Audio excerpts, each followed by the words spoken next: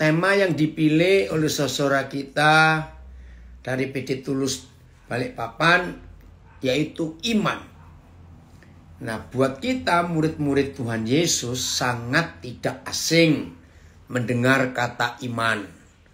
Bahkan di antara semua khotbah di gereja-gereja karismatik dan aliran Pentakosta, maka topik tentang iman ini yang paling banyak dikhotbahkan. Maaf, kalau ada yang nggak setuju, berarti saudara nggak pernah tahu itu gereja Katolik, gereja Protestan atau gereja Pentakosta atau karismatik. Maaf. Nah, iman, wah itu topik yang paling menarik, saudara, untuk kita pelajari. Ya, maka itu khotbah-khotbah di gereja-gereja Pentakosta karismatik itu, wah soal iman itu mendominasi dari semua tema khotbah yang ada. Salah satu dari sedikit cara yang Papa sediakan buat kita, kalau saya nggak berbicara satu-satunya, ya, sarana yang Papa di surga berikan kepada kita untuk bisa komunikasi dengan Dia dan menikmati semua yang Papa kita sediakan, yaitu iman. Saudara, kenapa? Karena antara kita manusia di dunia ini dengan Papa kita di surga, kita ini kan di dua dunia yang berbeda. Ya, dunia yang kita hidupi ini alam nyata, dunia nyata. Ya, semuanya bisa kita lihat, bisa kita dengar, bisa kita rasakan, ya bisa kita pegang. Nah, ini alam nyata di dunia ini. Tapi Papa kita di surga, Roh Kudus, Tuhan Yesus, firman Tuhan, itu kan di alam yang berbeda dengan kita. Betul ya? Nah, bagaimana dua alam yang berbeda, dua dunia yang berbeda ini bisa saling menikmati? Ya, bagaimana? Ya, ternyata sarana yang Papa sediakan itu adalah iman. Makasih kan ya, anak-anak saya dari Perbumul ikut gabung. Ya, iman itu satu-satunya cara kita bisa menikmati apa yang kita nggak bisa jangkau, nggak bisa kita raba, nggak bisa kita rasakan dengan fisik, dengan 5 indera kita ini. Itulah iman. Mari kita buka dulu definisi iman yang tertulis di Alkitab. Ibrani 11 ayat 1. Ibrani 11 ayat 1. Ya, terima kasih Ken, kamu nyebutin ayat itu dulu ya sebelum Papa ngomong. Hebat ya. Ibrani 11 ayat yang pertama. Iman adalah dasar, adalah fondasi dari segala sesuatu yang kita harapkan dan bukti dari segala sesuatu yang tidak kita lihat. Nah, saya mau pakai kata fondasi, dasar. Saudara melihat rumah, ya, semegah apa, sekeren apa. Saudara melihat bangunan-bangunan bertingkat, ada yang ratusan tingkat bangunan. Maka kita tidak boleh melupakan fondasi dari rumah atau bangunan-bangunan itu. Jembatan-jembatan yang melintasi sungai, laut. Saudara, itu fondasinya, dasarnya itu nggak kelihatan. Ya, nah, tanyakan lagi Filipus Ibrani 1 itu. Jadi saudara, untuk melihat seluruh keberadaan Tuhan yang sulit kita lihat dan tidak mungkin kita bisa lihat, ya, saya ulangi, untuk bisa melihat seluruh keberadaan Tuhan yang nggak mungkin kita lihat, nggak mungkin kita bisa rasakan, maka kita harus lihat fondasinya. Ya, maka itu di ayat ini saya baca AYT. Iman adalah dasar atas hal-hal yang kita harapkan dan bukti dari hal-hal yang tidak kelihatan.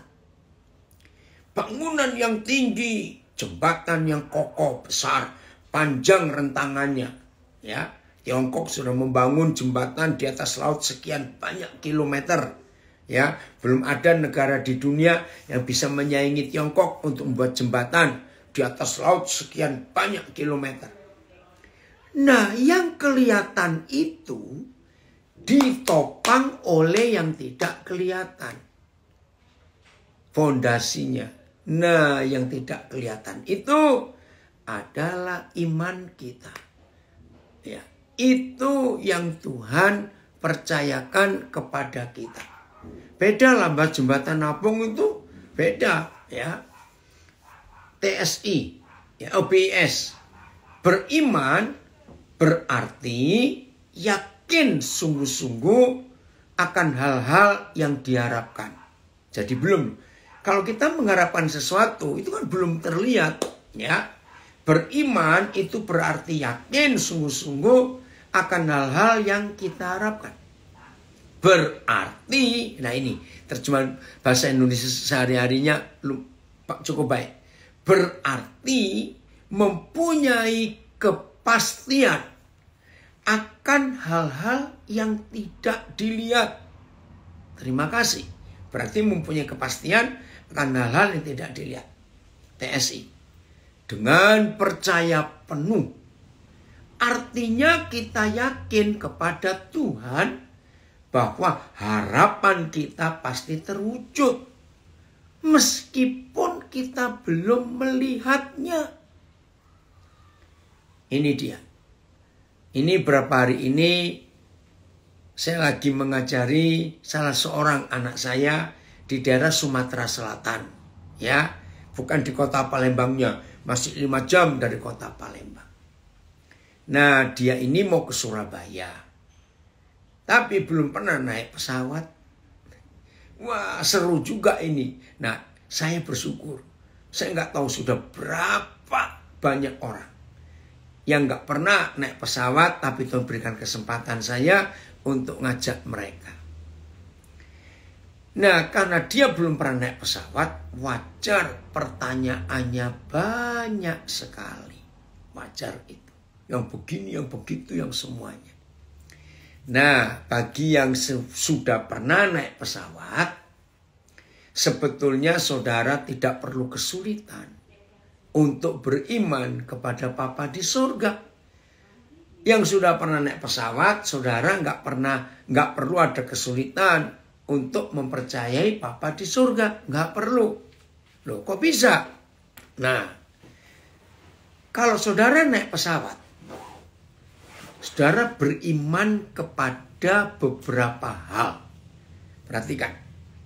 Kalau saudara naik pesawat terbang, berarti saudara sedang beriman kepada beberapa hal. Yang pertama, saudara harus beriman kepada pesawatnya. Bahwa pesawatnya itu baik, sudah dicek, nggak mungkin kalau terbang terus jatuh. Oke, nggak mungkin itu, karena dicek dulu.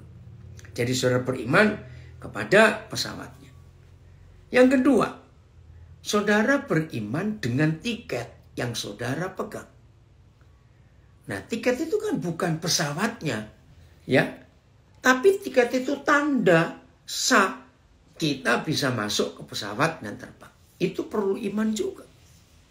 Nah, yang paling penting itu beriman kepada pilotnya. Nah, bagi yang belum pernah dengar saya sharing ini, saya mau sharing ya bukan di Oku, ke arah lain ya. Nanti Bapak terangkan ke Ken. Nah, bagi yang belum pernah naik pesawat jangan takut ya saya ngomong ini. Saudara, ternyata kalau orang itu naik pesawat terbang, sebetulnya mereka sedang naik peti mati terbang. Ih, kok nakuti? Lo betul nggak? Naik pesawat itu naik peti mati terbang loh saudara. Jangan takut tuh, jangan takut. Ya, lo kenapa begitu? Karena di antara semua alat transportasi, ada kereta api, ada bis, ada kapal. Ternyata pesawat terbang itu satu-satunya alat transportasi yang paling rawan kecelakaan. Setuju ya?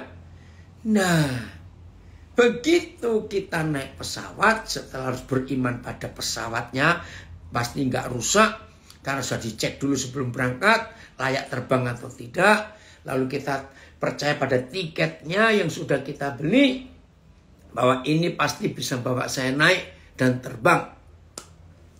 Tapi yang paling penting ketiga, kita beriman kepada pilotnya.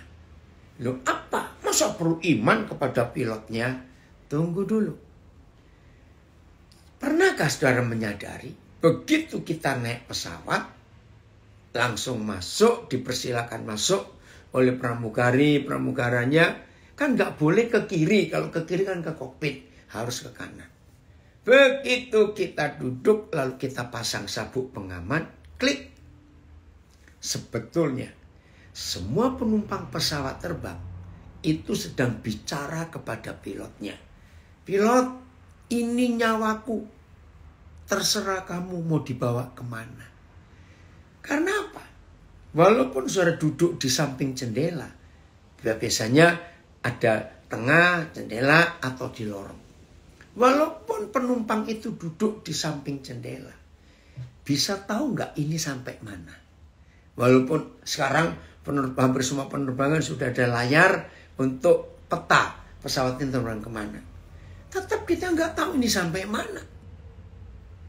Nah, yang lebih hebat lagi, setiap penerbangan wajib itu ya. Charles, terima kasih Bapak kamu gabung. Setiap penerbangan sebelum terbang pasti diberitahukan nama pilotnya. Itu wajib. Tidak ada orang naik pesawat tidak diberitahu siapa nama pilotnya. Nah, masalahnya di sini. Siapa pernah buktikan? Begitu diumumkan siapa nama pilotnya, saudara coba tanya teman yang pergi bersama saudara atau keluarga. 3 menit kemudian setelah diumumkan nama pilotnya. Tanya, tadi siapa nama pilotnya? Saudara jawab apa? Ayo, jawab apa? Lupa. Bukan lupa. Ya, salah. Lo apa? Nggak penting. Ngingetin nama pilotnya. Bukan Boh Kristo. Nggak penting. Ya, maka itu kita nggak pernah ingat lagi loh. 3 menit kemudian setelah diumumkan nama pilotnya siapa. Nah, itu kan luar biasa. Bagaimana kita berani menyerahkan nyawa kita kepada orang yang kita nggak pernah kenal. Terbang lagi. Nah, itu semuanya pakai iman. Pendri, puji Tuhan gabung. Jadi itu semuanya pakai iman. Wah, keren sekali. Kalau nggak ada iman, nggak mungkin ada orang berani naik pesawat. Ya. Karena apa? Kita juga nggak pernah tanya pada pilotnya. Pilot pernah landing nggak di kota yang kita mau pergi ini? Karena kalau saudara mau naik pesawat, tanya gitu dulu pada pilotnya, pasti disuruh turun. Karena kamu nggak percaya. Diam saja sudah, pokoknya terbang bersama pilot itu. Nah, saudara, seperti itu iman kita kepada Bapa di surga. Karena kita nggak pernah lihat. Kita nggak pernah jumpa secara fisik dengan Bapa kita, dengan Tuhan Yesus. Tapi mereka nyata, Tuhan Yesus itu nyata, Tuhan itu ada, Bapa itu ada di hidup kita. Nah, itulah iman yang kita miliki untuk membuat bukti yang kita harapkan dan kita percayai itu ada. Kenapa Tuhan Yesus bilang begini? Belajar percaya seperti anak-anak. Ya, itu diucapkan oleh Tuhan Yesus. Belajar percaya seperti anak-anak. Ternyata iman anak-anak kepada orang tuanya itu iman yang murni. Saya beri contoh begini. Wajar nggak kalau kita makan ke sebuah rumah makan, warung, restoran, kaki lima. Wajar nggak kita itu mikir, bersih nggak ya cara masaknya ya? Bersih nggak ya cuci tempat masaknya? Ya pokoknya mikir gitu, wajar. Nah maka itu rata-rata kita kalau mau makan mesti doa dulu di tempat makan itu. Salah satu supaya bebas dari penyakit. Bahkan saya pernah dengar ada seorang hamba Tuhan doa makan sampai teliti. Kuman-kuman, virus, semua didoakan supaya tidak ada di makanan kami. Nah saya mendengar doa itu saya tersenyum sendiri. Ya adapun kita nggak tahu. Oke. Tapi anak-anak, begitu mereka lihat mamanya masak, dan setelah masakan selesai, anak-anak sudah siap duduk di meja, lalu mama bagikan makanannya itu, weh, yang lapar akan cepat makannya. Coba renungkan. Kira-kira ada nggak di antara anak-anak itu sebelum makan itu tanya mamanya, "Ma, tadi bawa makan bahan-bahan dari pasar, dari supermarket, Mama yakin nggak nyucinya bersih?" Belum selesai dijawab mamanya, tanya lagi, "Mama yakin nggak tadi waktu mau masak ini Mama nyuci wajahnya, nyuci pancinya itu bersih? Nggak kecampuran yang lain?" Saya tanya kepada saudara, akan ada nggak anak-anak meragukan mamanya? Saya percaya jawaban kita enggak. Buat anak-anak pasti yang mamanya sediakan itu yang bersih, yang sehat, yang enak. Saudara, tapi kalau sampai ada anak yang menanyakan itu, nah kalau saya orang tuanya, saya jawab nggak usah pakai marah. Ya udah mulai besok kamu belanja sendiri, masak sendiri. Setuju? Kalau siap, kalau meragukan itu, enggak sulit Ken. Ini loh kita belajar ini. Ya, Ken nggak boleh goyah imanmu ya. Ini anak saya dari Prabu Muli. Jadi anak-anak itu punya iman yang tulus. Tidak pernah meragukan mama papanya.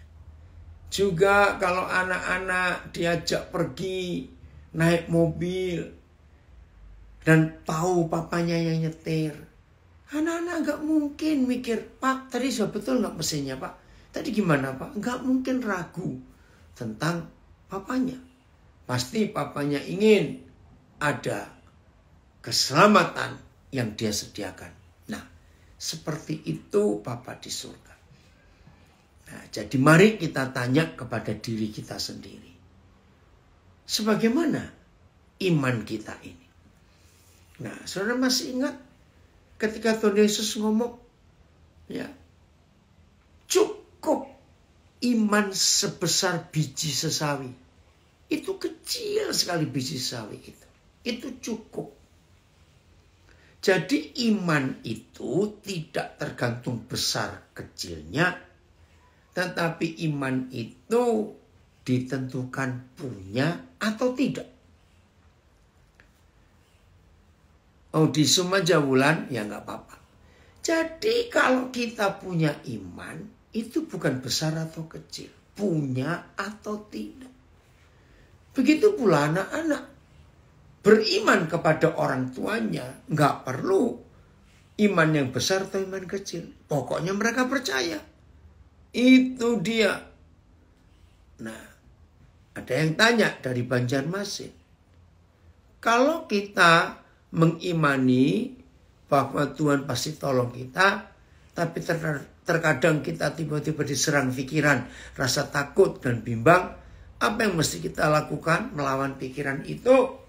Saya jawab, jadilah anak papa yang benar. Karena anak-anak tidak akan pernah meragukan papa mamanya. Catat itu. Jangan tersinggung, maaf. Jadi kalau ada di antara kita yang masih ragu-ragu dengan papa, saya punya 2 kalimat. 1, jangan-jangan saudara belum jadi anaknya. Maaf, jangan tertuduh. Atau yang kedua, saudara belum kenal dia sebagai papa yang baik. Nah, baru yang ketiga.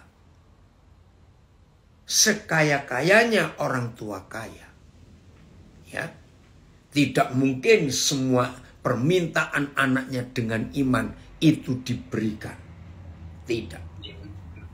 Jadi, yang ketiga ini kita baca ayatnya. 1 Yohanes 5, 14. 1 Yohanes 5, 14. Nah, iman kita akan terjadi, doa kita akan dijawab kalau ini yang kita miliki dalam hidup. Oh, yang sum ini bukan sumnya pesat. Sebentar. Filipus bisa kirimkan link sumnya di IG-nya Papa. Ini Wulan dari Philadelphia. Tanya ini link sumnya. Ya, hari ini bukan pakai pesat. Nah, pakai sum PD Tulus. Makasih. Saya baca 1 Yohanes 5:14. Dan inilah keberanian percaya kita kepadanya. Wih, saya suka kalimat ini. Keberanian percaya kita kepada Bapa di surga. Anak-anak yang tidak merasa salah dan tidak ada salah dengan papa mamanya, anak-anak itu berani datang bertemu papa mama. Karena memang berani, nggak ada salah. Tapi kalau anak-anak itu ada salah, mau ketemu pasti takut. Ya, pasti takut. Nah, apa dasar keberanian percaya kita kepada Papa? Perhatikan firman berikut. Yaitu bahwa ia mengabulkan doa kita. Terima kasih Tuhan, doa kita dikabulkan. Ada syarat. Jikalau kita meminta sesuatu kepada Papa yang sesuai dengan kehendaknya, sesuai dengan keinginannya. Nah, ini yang Papa ingin atas hidup kita. Jadi tidak semua yang kita imani, yang kita percayai harus Papa sediakan. Tidak. Itu tergantung sesuai dengan kehendak Papa atau tidak. Maka itu saya katakan tadi, sekaya-kayanya orang tua kita kaya. Misalnya papa mama kita punya showroom mobil. Wah, di showroom mobilnya jual mobil macam-macam. Nah, kalau kita masih umur 7 tahun, lalu merengek, menangis, marah, minta mobil. Ayo jawab, dikasih enggak? Ya jelas tidak. Karena belum butuh.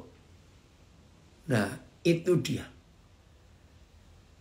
Oi, mau latih kodang juga, Pak Pendeta Panjaitan. Nah, oke, itu Wulan, link Zoom-nya saya dikirim. Ya. Jelas ya? Oke, kita lanjutkan sekarang. Jadi, sebelum kita minta apa-apa, menurut 1 Yohanes 5:14, maka kita harus cari dulu kehendaknya. Papa maunya kita ini bagaimana? Ya, tapi saya harap jangan balik tanya. Ya, tapi justru itu yang susah. Saya itu mencari kehendak Tuhan yang susah sekali. Ya, kalau kita putar lagi namanya. Enggak. Kalau anak pasti tidak akan sulit mencari kehendak papanya. Ya, enggak akan sulit. Kita lihat Kejadian pasal 25. Ya, Kejadian 25. Coba kita lihat mulai ayat 3. Kejadian 25. Ada 2 kakak beradik kembar.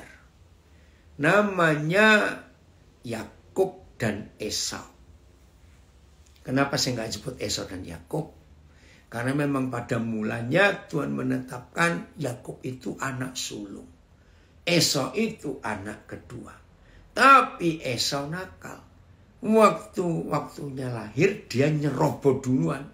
Maka itu Yakub pegang tumit Esau. Karena dia bilang jangan keluar duluan, ini aku. Jadi sejak dalam kandungan mereka dua ribut terus. Oke, Kejadian 25. Oh ya, terima kasih mulai 19. Terima kasih. Nah, bukan ayat 3. Terima kasih Filipus. Ya, Kejadian 25 mulai ayat 19. Inilah riwayat keturunan Ishak anak Abraham. Abraham memperanakan Ishak. Dan Ishak berumur 40 tahun ketika Ribka anak Betuel orang Aram dari Padan Aram, saudara perempuan Laban orang Aram itu diambilnya menjadi istrinya. Berdoalah Ishak kepada Tuhan Yahweh untuk istrinya, sebab istrinya itu mandul. Yahweh mengabulkan doanya sehingga Ribka istrinya itu mengandung. Nah, ini masalah. Tetapi anak-anaknya kembar itu bertolak-tolakan, ribut dalam kandungan, ya, bertolak-tolakan di dalam rahimnya. Sehingga Ribka berkata, karena menderita loh saudara, seorang ibu sedang hamil, anaknya bertengkar dalam kandungan yang sempit itu, ibunya tersiksa. Maka itu Ribka doanya begini, jika demikian halnya, mengapa aku hidup? Dan ia pergi meminta petunjuk kepada Yahweh. Firman Yahweh kepada Ribka, mama si kembar ini, dua bangsa ada dalam kandunganmu, dan dua suku bangsa akan berpencar dari dalam rahimmu. Suku bangsa yang satu akan lebih kuat dari yang lain. Dan anak yang tua akan menjadi hamba kepada anak yang muda. Jadi sebetulnya Yakub itu anak sulung. Esau itu anak kedua. Oke. Coba Filipus bacakan ayat 22 tadi dengan terjemahan lain. Bertolak-tolakan itu apa yang diucapkan? Ari sambil mendengar ya Ari. Tuhan jamah hidupmu. Kesembuhan terjadi. Tuhan masih perlu kamu untuk menyatakan kemuliaannya. Oh, ayatnya keren. Ayat 22. Akan tetapi anak-anak itu saling bergulat. Di dalam rahim Ribka. Sehingga ia berkata, mengapa hal ini terjadi padaku? Lalu Ribka pergi mencari Yahweh. PS. Ia mengandung anak kembar. Dan sebelum anak-anak itu lahir, mereka bergelut di dalam rahimnya. TSI. Ternyata Ribka mengandung anak kembar. Kedua anaknya itu saling bertentangan di dalam rahimnya. Lalu Ribka berdoa. Ya. Lanjut. Ayat 23. Coba TSI-nya ada enggak ya? Apa jawab Papa di surga? Ayat ya, 23. Filipus ya. Ayat. Yahweh berkata kepada Ribka, dua bangsa ada dalam rahimmu, dua orang yang berasal darimu itu akan dipisahkan. Yang satu akan lebih kuat daripada yang lain, dan yang lebih tua akan melayani yang lebih muda. Langsung TSI aja ada. Jawab Yahweh kepada Ribka, dua anak laki-laki ada di dalam kandunganmu. Keturunan mereka akan menjadi nenek moyang dari dua bangsa yang besar. Dan saling bermusuhan. Yang muda akan lebih kuat. Yang tua akan menjadi pelayannya. Nah ini nubuat.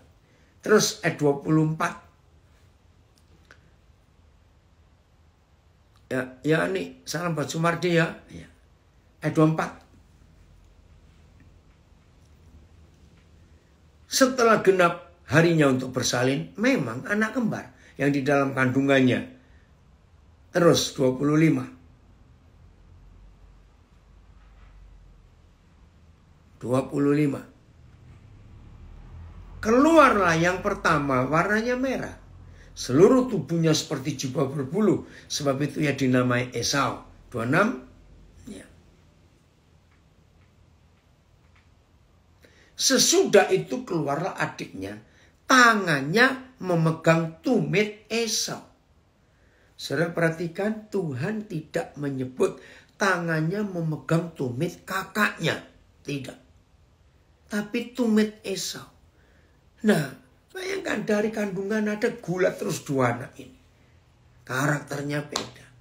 Mengapa Yakub memegang tumit Esau bukan kakaknya loh? Ya karena Esau ini nakal. Mau nyerobot, ya Yakubnya kalah. Sebab itu ya dinamai Yakub. Ishak berumur 60 tahun pada waktu mereka lahir. Ayat 27. Nah ini bicara tentang anak-anak dengan papa mama di rumah ya. Ayat 27. Lalu bertambah besarlah kedua anak itu. Esau menjadi seorang yang pandai berburu. Seorang yang suka tinggal di padang. Tetapi Yakub adalah seorang yang tenang. Yang suka tinggal di kemah. Ayat E, ketika kedua anak itu tumbuh besar, Esau menjadi pemburu yang terampil. Orang yang senang tinggal di padang, jadi di luar rumah. Akan tetapi Yakub adalah orang yang tenang, yang suka tinggal di tenda. Terus BIS atau TSI ya, sesudah kedua anak itu dewasa, Esau menjadi seorang pemburu yang ulung dan suka tinggal di padang di luar rumah. Sedangkan Yakub menjadi seorang yang tenang dan suka tinggal di dalam kemah. Saudara, ini yang kita harus perhatikan. Dua-dua anak kandung Ishak dan Ribka. Dua-dua. Tapi dua orang anak ini punya hobi dan punya kesukaan yang beda. Nah, tadi kan kita lagi belajar. Iman kita harus sesuai dengan kehendak Tuhan. Tidak bisa asal punya iman. Maaf, saya pakai kalimat ini. Tidak bisa asal punya iman lalu kita bisa menjadi perampok surga. Maaf, saya pakai kalimat ini. Wih, minta apa saja dikabulkan. Enggak, itu namanya perampok. Maaf. Ya, surga enggak mau. Ada perampok-perampok yang ngakunya anak tapi kok merampok surga. Nah, jadi mulai hari ini belajarlah untuk menggunakan iman dengan tepat di tempat yang tepat dan di waktu yang tepat. Jadi nggak bisa asal punya iman lalu tar minta ini minta itu enak saja, nggak bisa. Nah, terus tadi kan ada yang tanya, terus gimana caranya? Nah, jadilah anak. Ya, cari dulu kehendaknya. Bahas betul. Jadilah anak yang suka tinggal di rumah. Jangan jadi anak yang suka keluyuran. Nah, sekarang bayangkan antara Yakub dengan Esau. Siapa di antara mereka dua yang paling tahu rencana Yahweh Tuhan? Ya jelas Yakub. Yang suka tinggal di rumah. Sering dengar papa mamanya cerita, diskusi tentang iman nenek moyangnya, tentang iman Abraham kakeknya Yakub. Dengar karena betah di rumah, akrab hubungannya. Esau ya paling pulang malam habis berburu. Kadang-kadang berburu, bermalam di hutan, di padang, nggak pulang-pulang. Ya pasti nggak bisa dengar apa rencana besar keluarga mereka. Nah, jadi siapa di antara kita, walaupun kita ini sama-sama anak-anak Bapa di surga, karena kita sama-sama percaya Tuhan Yesus, berarti kita ini anak-anaknya. Tapi siapa yang lebih betah tinggal dalam hadirat Tuhan, menikmati kehadiran Tuhan. Dan Tuhan bicara kepada kita. Dan berapa kali kita belajar. Yang masih punya musuh. Dengar ya. Yang masih punya musuh. Tidak bisa melihat Tuhan. Karena belum berdamai dengan semua orang. Nah. Jadi kalau ada di antara saudara. Masih punya ganjalan di hidup ini. Karena ada orang yang begitu menjengkelkan saudara. Saudara belum ampuni. Ya pantas. Saudara nggak betah dalam hadirat Tuhan. Maunya keluyuran terus. Ya pasti nggak bisa ngerti. Kemauan Papa itu apa? Ayo semua kita mulai hari ini jadi seperti Yakub. Betah tinggal di rumah. Nggak suka ngeluyur. Jadi makin tahu apa itu kehendak Tuhan dalam hidup kita. Wah, terima kasih Papa. Kalau itu terjadi dalam hidup kita. Haleluya. Maka gampang sekali kita itu mendengar suara Tuhan di hidup kita. Karena kita akrab dengan Papa. Karena kita serumah. Jelas ya. Nah, kalau kita selalu hadir dalam hadirat Tuhan. Ya, suka mendengar suara Tuhan, pasti Papa bicara loh kepada kita. Masih ingat kejadian 4? Kain lagi panas hatinya. Kain lagi marah kepada Habel adiknya. Tuhan masih bicara kok saudara. Itu kejadian 4. Masa kepada kita yang sungguh-sungguh rindu mencari Tuhan gak bicara? Gak mungkin. Tuhan pasti bicara juga. Jelas ya, itu janji Bapa kepada kita semuanya. Maka kalau kita hidup seperti itu, ya, kalau kita hidup seperti itu, hidup ini akan luar biasa, saudara. Katakan amin. Berarti kita akan gampang sekali untuk mendengar suara Tuhan dalam hidup kita. Ya, jadi gak ada alasan kita gak bisa dengar suara Tuhan. Pasti. Ya, karena kita selalu ada dalam hadirat Tuhan. Nah, jadi masalahnya sekarang bagaimana kita bisa tetap setia menikmati hadirat Tuhan, tinggal sama-sama, selalu beserta dengan Tuhan, menikmati kasih Tuhan yang luar biasa. Maka kita akan mudah untuk mendengar suara Tuhan. Oke. Roma 10 ayat 17. Roma 10 ayat 17. Kita lihat. Roma 10 ayat 17. Ayo kita terus belajar. Ya. Roma 10 ayat 17. Jadi enggak asal beriman. Enggak. Oke. Jadi iman timbul dari pendengaran. Dan pendengaran itu oleh firman Kristus. BIS. Itulah sebabnya orang-orang yang menjadi percaya karena mereka mendengar berita. Dan berita didengar karena ada orang yang memberitakan tentang Kristus. TSI-nya 16 Filipus.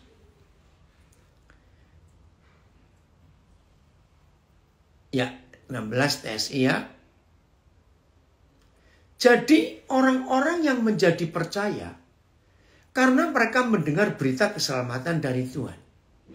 Dan mereka mendengar berita itu karena ada orang yang menyampaikannya. Ya, sampai di situ dulu saya bacakan. Jadi kita itu beriman karena ada fondasi, yaitu firman. Jadi iman kita tidak boleh iman yang berasal dari emosi, hawa nafsu, dan keinginan kita sendiri. Tidak boleh. Iman kita harus dasarnya, fondasinya, cocoknya sesuai dengan firman Tuhan. Jadi nggak sembarangan. Saya beri contoh begini. Ada orang memberi kesaksian. Ya, bagaimana Tuhan menolong dia. 4 tahun menikah belum punya anak. Sudah ke dokter belum ada jawaban. Suatu hari Roh Kudus bicara kepada suami istri ini. Ini contoh saja. Kalau mulai besok pagi jam 4 subuh. Kalian bangun mencari wajahku. Merenungkan firmanku. Aku beri mujizat. Kalian akan punya anak. Iman datang karena mendengar. Misalnya begitu. Lalu suami istri ini praktek, saudara. Mulai besoknya jam 4 mereka sudah berdoa, baca Alkitab, ada dalam hadirat Tuhan. Betul. Enggak lama kemudian istrinya hamil.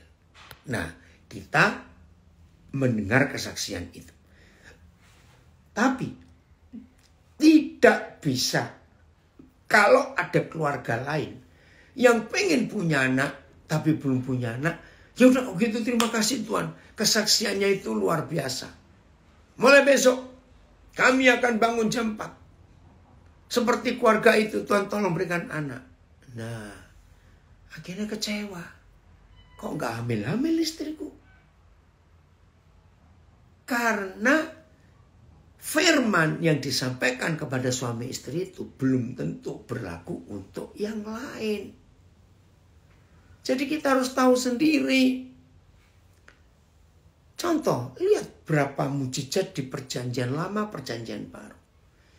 Saya beri contoh perjanjian baru. Paulus pernah buat mujizat. Pakai sapu tangannya. Itu karena Tuhan yang nyuruh loh. Maka orang yang sakit disentuh sapu tangan Paulus sembuh. Nah, ada beberapa gereja menggunakan hal yang sama. Saya pernah pelayanan di satu gereja ya. Wah, saya kaget. Begitu saya masuk, ya duduk depan ya, karena yang mau khotbah.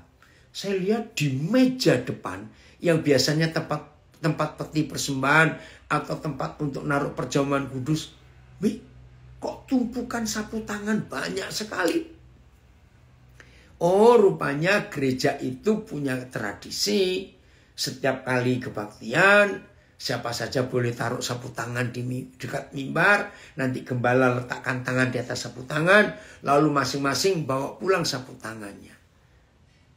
Nah, saya tanya kepada beberapa jemaat di situ. Ada yang sembuh nggak dengan sapu tangan? Jarang om. Nah ya itu. Karena yang Tuhan lakukan lewat Paulus tidak diperintahkan untuk kita lakukan. Nggak boleh ikut. Perjanjian lama. Tembok Yeriko runtuh. Karena dikelilingi 13 kali. Senin, Selasa, Rabu, Kamis, Jumat. Sabtu 6 kali. Tapi hari ke-7 7 kali. Jadi 13 kali. Nah, lalu ada beberapa gereja mengambil kejadian runtuhnya tembok Yeriko dengan doa keliling. Putar-putar di tempat-tempat tertentu. Ada yang teriak-teriak, lalu bawa banner maaf, lalu pakai kencorotan minyak, anggur perjamuan semuanya maaf. Kok nggak terjadi apa-apa? Bahkan kok setannya di situ makin merajalela. Maaf. Karena Tuhan tidak suruh untuk kita lakukan sekarang. Wah, yang celaka itu 2 contoh mujizat ini. Tuhan Yesus pernah sembuhkan orang buta dengan ludahnya yang dibuk ke tanah. Dan tanah zaman itu adalah tanah bukan aspal, bukan batu, yang penuh dengan kotoran kuda dan kotoran unta. Karena itu alat transportasi mereka. Berarti itu kan kotor, bisa tetanus juga. Setelah ludahnya diaduk dengan tanah, terus dioleskan ke mata orang buta. Wah, luar biasa. Mujizat terjadi, sembuh. Berani melakukan hal yang sama? Kalau Tuhan gak suruh, beda. Terus lihat mujizat perjanjian lama. Saya lupa ya, nabi siapa ya? Elia atau Elisa? Ketika ada seorang anak muda meninggal, mamanya janda nangis minta tolong, oh tolong.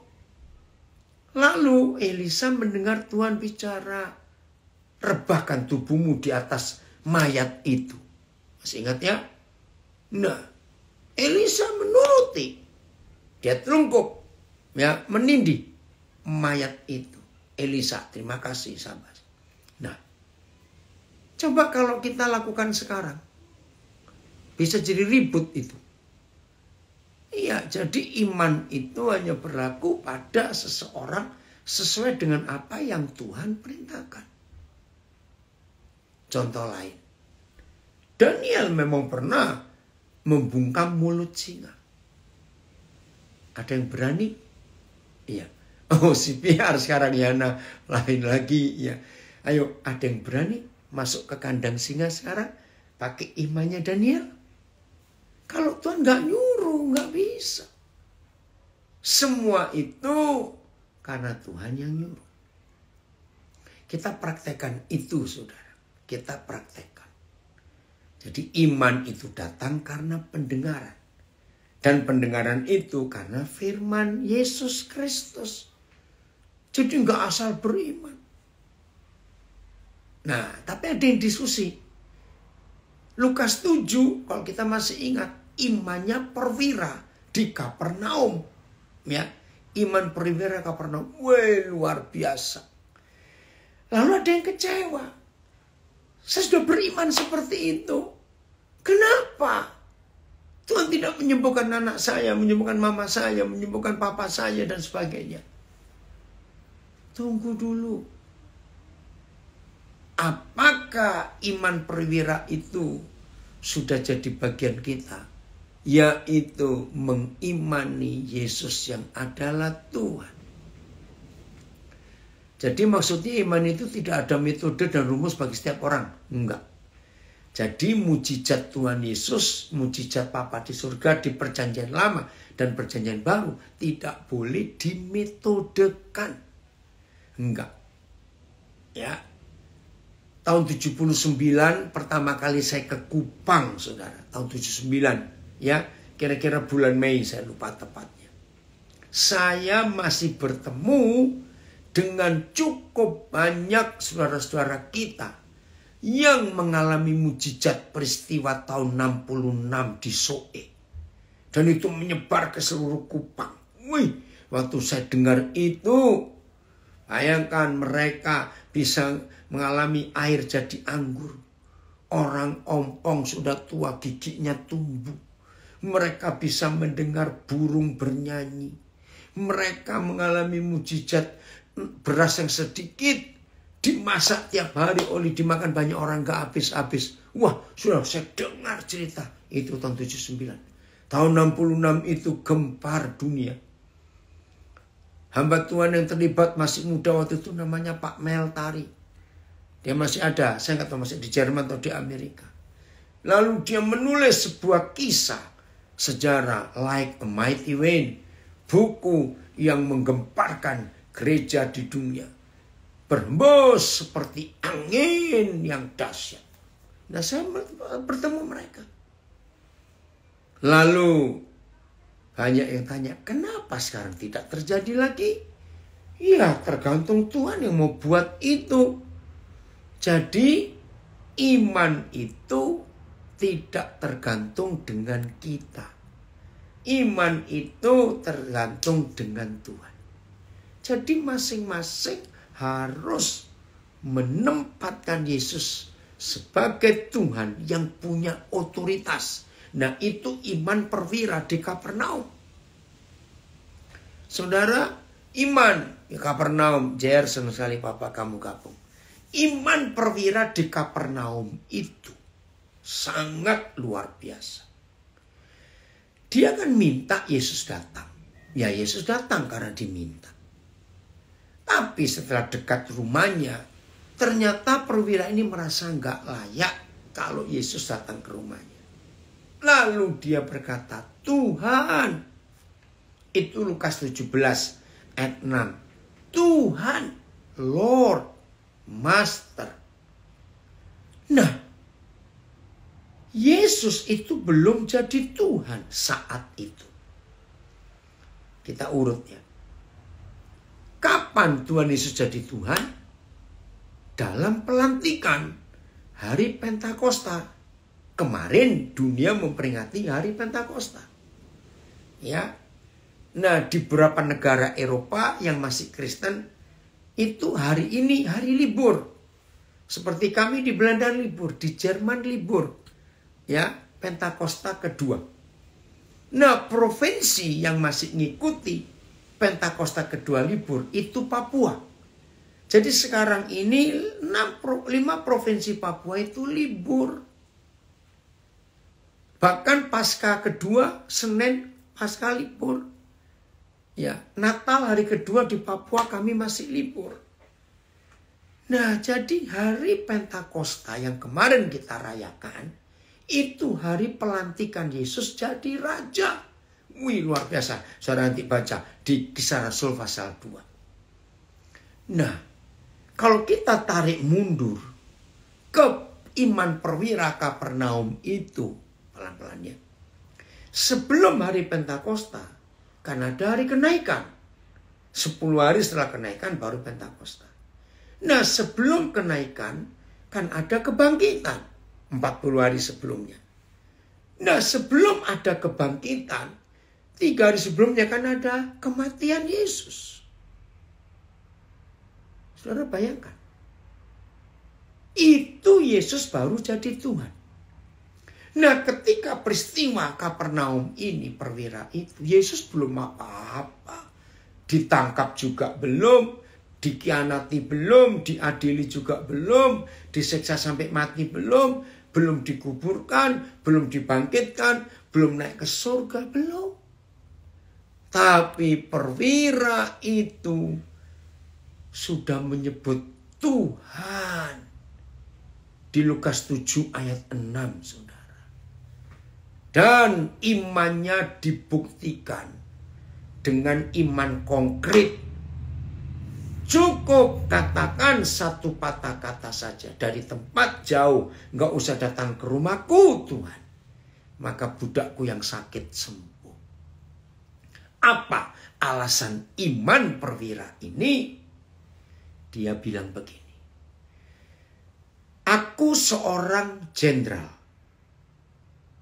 Tapi aku juga prajurit. Sebab di atasku ada kaisar.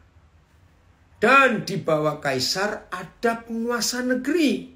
Itulah Herodes. Jadi walaupun dia jenderal, dia tetap tunduk pada otoritas di atasnya. Apalagi dalam dunia militer, wih keren sekali.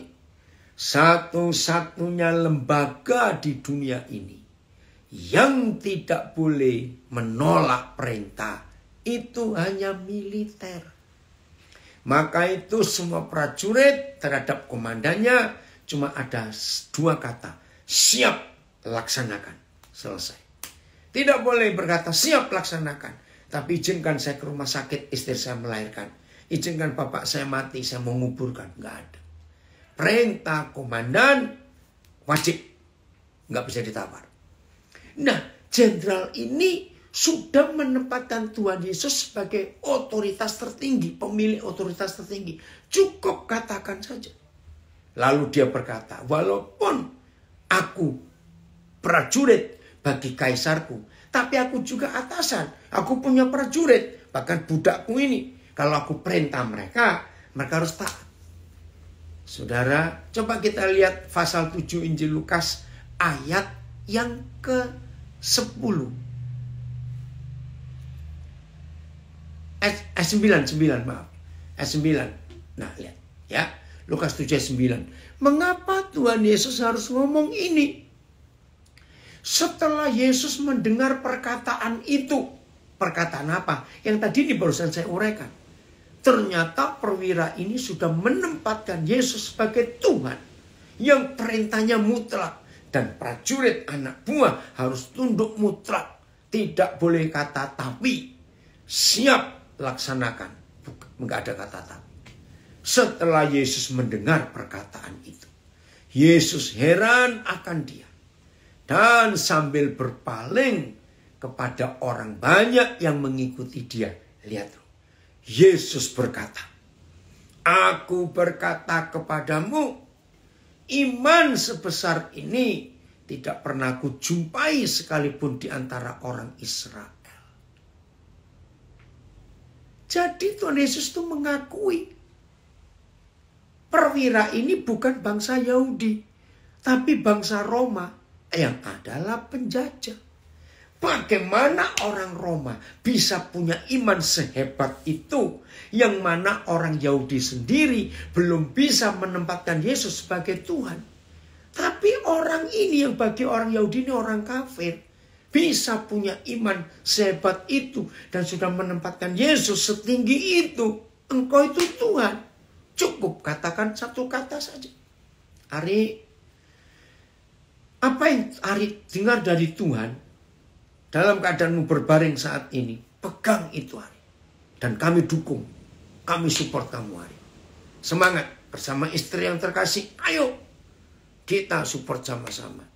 Nah, iman ini mengalahkan segala-galanya. Yang dikatakan 1 Yohanes 4 itu, iman itu mengalahkan dunia.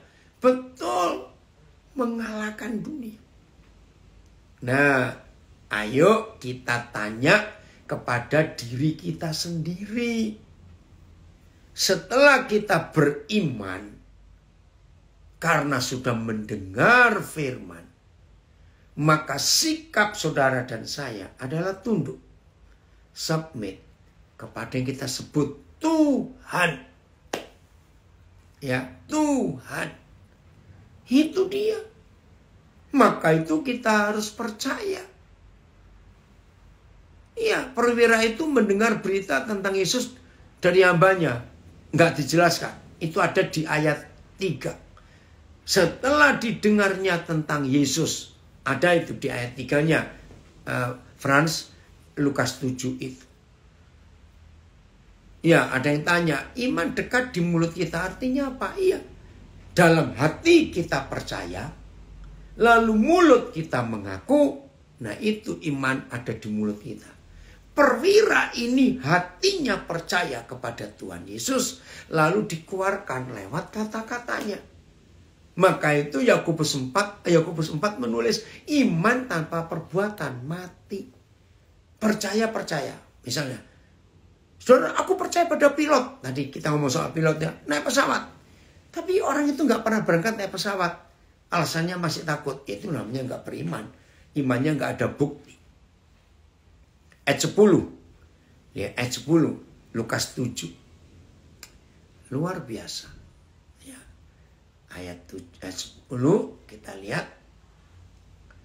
Dan setelah orang-orang yang disuruh itu kembali ke rumah, didapatinya lah hamba itu telah sehat kembali. Wih, dahsyat sekali. Nah, ini yang dahsyatnya. Kan perwira ini minta Yesus datang menyembuhkan. Tapi Yesus nggak datang. Lalu minta cukup katakan sepatah kata saja. Itu pun Tuhan Yesus tidak melakukan. Jadi Tuhan Yesus nggak ngapa-ngapain. Tapi imannya terbukti. Hamba itu telah sehat kembali. Maka itu hati-hati dengan iman yang tidak kudus. Kalau saudara dengar kesaksian ada pendeta, saudara saya diberkati. Rumah begini, saya dapat mobil mewah saya. Jangan, saya mau ikut beriman. Jangan dulu, ngapain. Itu iman yang salah. Karena saudara nggak dengar Tuhan ngomong, tapi dengar orang ngomong. Ya, kalau saudara mau minta bukti, iman itu datang ke pendeta itu. Minta mobilnya. Maaf. Betul nggak? Nggak usah minta ke Tuhan. Karena saudara dengar dari pendeta yang ngomong. Yang bersaksi. Ya Tuhan nggak ngomong apa-apa kok. Jadi iman kita harus sesuai dengan firman Tuhan. Ayat terakhir. Yudas ayat 20. Yudas ayat 20. Terima kasih Bapak. Maka itu saat ini masing-masing kita harus periksa. Iman kita iman model apa? Ya, Yudas ayat 20. Yudas cuma satu pasal ya saudara. Akan tetapi kamu, saudara-saudaraku yang kekasih, bangunlah dirimu sendiri di atas dasar imanmu yang paling suci. Dan berdoalah dalam Roh Kudus.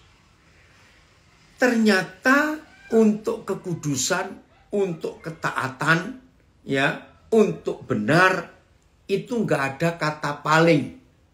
Semuanya sama. Ya, kudus itu kudus. Ya, benar itu benar. Ya, taat itu taat. Tapi untuk iman, mengapa ada kelasnya? Bangunlah dirimu sendiri, saudara-saudara yang kekasih, di atas dasar imanmu yang paling suci. Wow. Kalau ada firman iman paling suci, izinkan saya mengatakan, berarti ada iman yang suci, nggak paling suci. Ada iman yang 1/4 suci, setengah suci, 3/4 suci, iman yang tidak suci sama sekali. Betul ya? Imanmu yang paling suci. Terjemahan lama, alasan imanmu yang amat kudus. AYT, imanmu yang paling suci. PS, apa itu? Imanmu yang sangat suci. TSI, percaya penuh kepada ajaran suci yang sudah disampaikan kepadamu. Nah, jadi iman itu paling suci. Jangan iman yang tanggung-tanggung. Iman isinya merampok surga. Aku percaya aku diberkati. Enggak. Terus maaf. Yang masih suka nyanyi, suka khotbah. Banyak berdoa, banyak berkat. Kurang berdoa, kurang berkat. Sedikit berdoa, sedikit berkat. Tidak berdoa, nggak ada berkat. Salah. Nggak ada ayatnya. Ya, jadi mulai hari ini iman kita harus sejalan dengan apa yang Tuhan mau di hidup kita. Puji Tuhan untuk itu. Ayo mulai hari ini semua kita punya iman yang benar. Yang sesuai dengan kehendak Tuhan. Iman yang sungguh-sungguh membuat kita punya pengharapan yang tidak mengecewakan. Terima kasih Tuhan. Itulah iman yang kudus, yang paling suci. Tuhan memberkati kita semuanya. Jadi siapa saja yang hari ini sedang beriman, terbukti, periksa iman saudara. Saudara dengar dari siapa? Yang ngomong siapa? Oke, maka itu saya katakan tadi, kalau saudara dengar dari pendeta, saksi, dapat mobil, dapat rumah, jangan lakukan iman yang sama. Terus minta rumah, minta mobil kepada Tuhan. Minta ke pendeta itu. Karena dia yang ngomong. Maaf. Tuhan memberkati kita semuanya.